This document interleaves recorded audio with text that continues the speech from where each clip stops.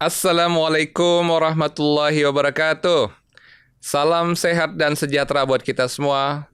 Berjumpa kembali dengan saya Hermawan Saputra dalam program Suksesi, Sudut Kesehatan Seputar Indonesia. Dan kali ini kita akan bahas tentang melonjaknya kasus kesehatan yang pernah merebak dulu di dunia, yaitu COVID-19. Sobat Sehat Indonesia, saat ini di Singapura dan Hong Kong sedang ada lonjakan kasus COVID-19 yang ditengarai disebabkan oleh adanya subvarian baru.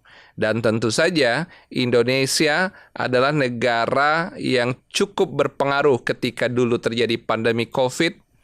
Kali ini kita ingin melihat dan juga memetakannya. Apakah perlu kita khawatirkan atau tidak perlu kita khawatir, dan jangan juga sebenarnya kita sampai ke abai.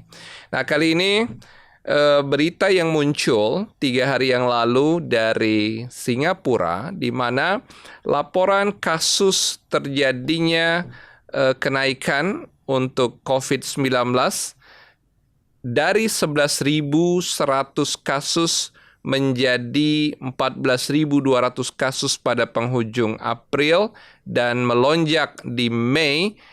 Ini menunjukkan grafik yang mengkhawatirkan.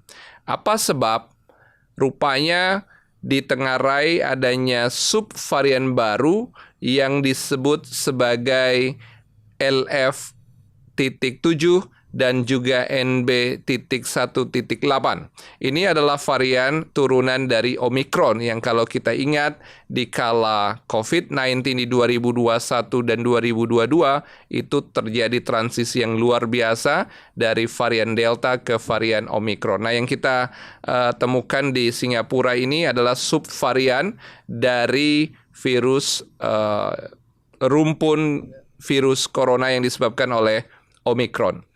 Nah, lantas bagaimana? Lonjakan ini rupanya tidak hanya terjadi di Singapura, tapi juga terjadi di Hong Kong.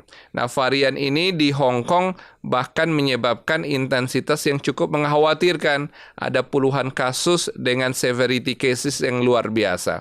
Di Singapura sebenarnya kasus ini tidak terlampau berat, hanya virulensinya, kecepatan penularan yang menjadi permasalahan karena kasus cukup signifikan naiknya dari 11.100 pada minggu terakhir di bulan April menjadi 14.200 kasus pada minggu pertama di bulan Mei.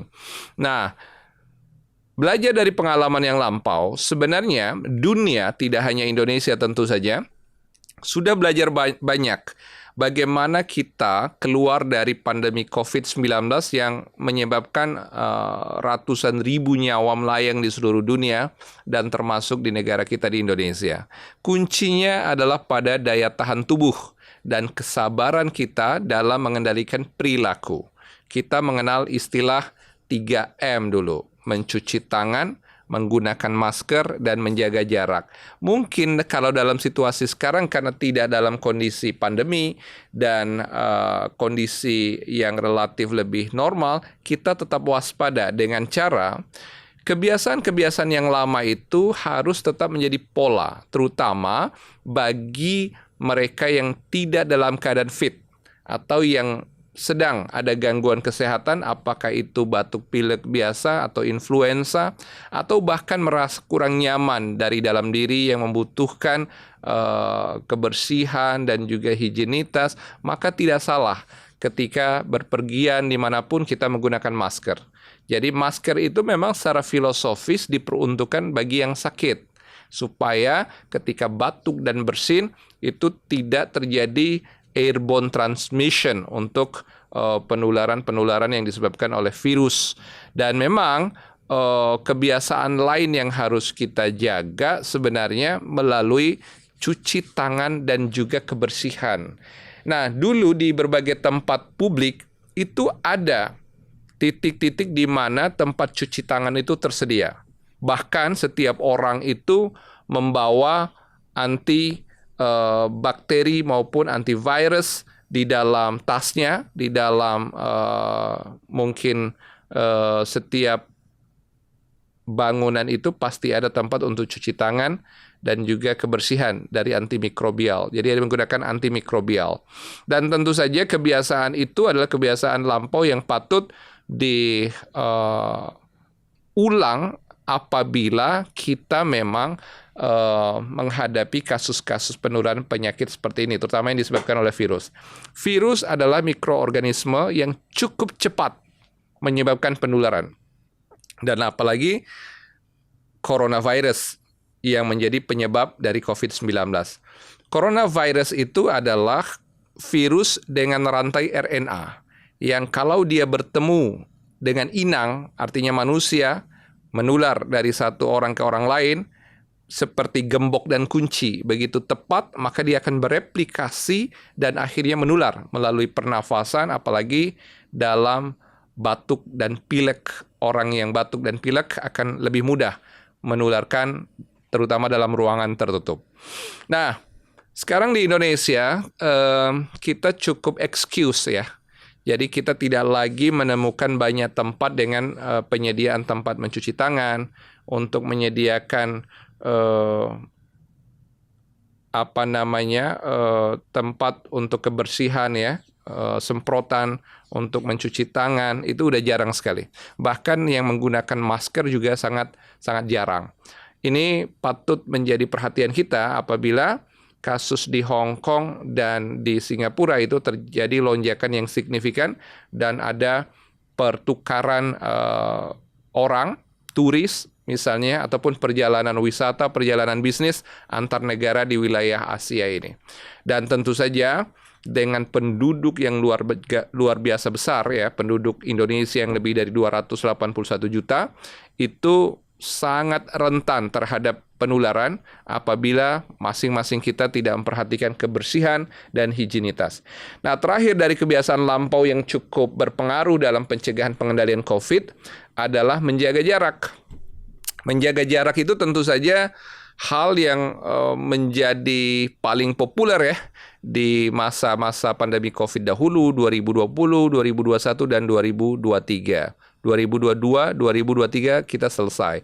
Nah, di saat itu semua aktivitas, apakah aktivitas perkantoran, pemukiman, tempat ibadah, sampai ke tempat-tempat keramaian publik, itu semua bertanda agar antara 1 sampai 1,5 meter itu antar orang itu dijaga jaraknya. Bahkan kita pun yang terbiasa salam-salaman itu juga harus berdekat tangan tanpa harus bersentuhan. Dan kebiasaan-kebiasaan ini adalah memang cara terbaik dalam upaya pemutusan transmisi dan penularan untuk virus corona penyebab COVID-19.